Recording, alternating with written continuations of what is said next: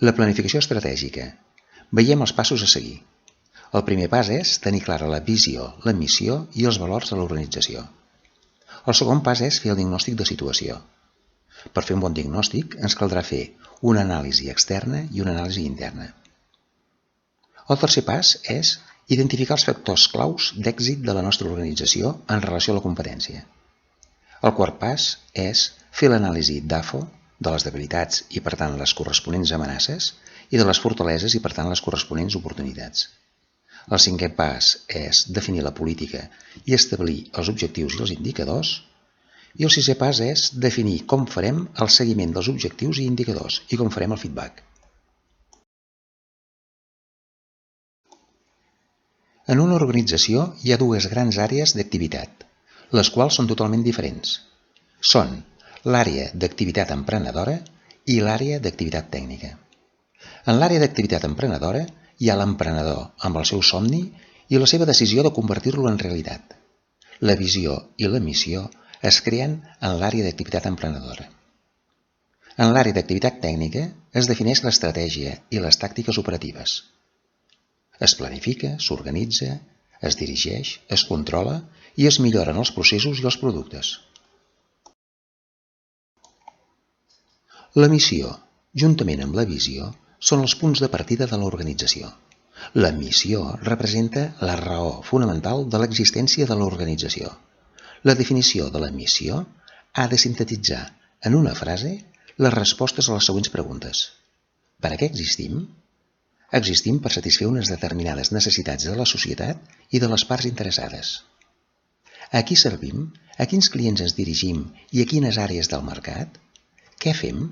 Quins són els nostres productes i serveis? Per exemple, una empresa de telefonia té la missió de facilitar la comunicació universal entre la gent. Un hospital té la missió de millorar la salut humana. Una companyia d'assegurances té la missió de compartir els riscos entre molta gent.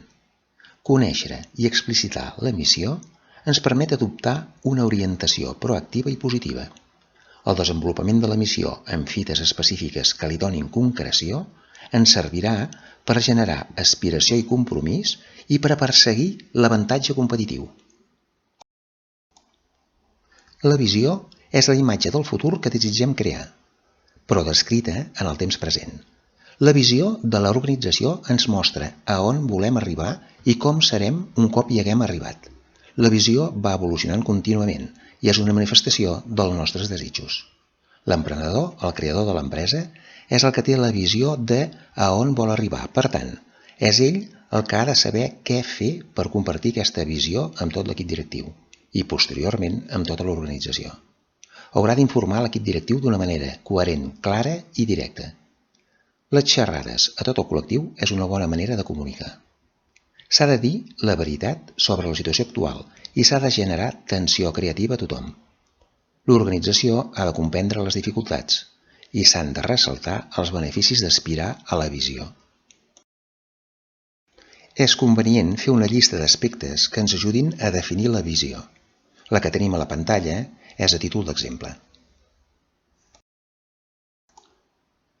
Els valors ens descriuen la manera que ens proposem operar en el dia a dia per assolir la missió i la visió.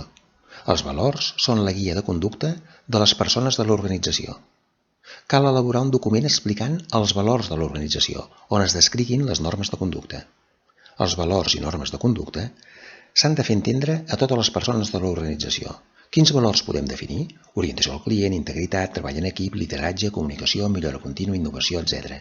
És convenient que la llista de valors de l'organització estiguin limitats a 4 o 5. Els valors van força lligats a les competències de les persones. Cal que cada cap d'unitat programi una reunió anual en cadascun dels seus col·laboradors de manera individual, amb la finalitat d'avaluar el seu rendiment i desenvolupament personal al llarg de l'any i aprofiti aquesta reunió per parlar una estona dels valors de l'organització.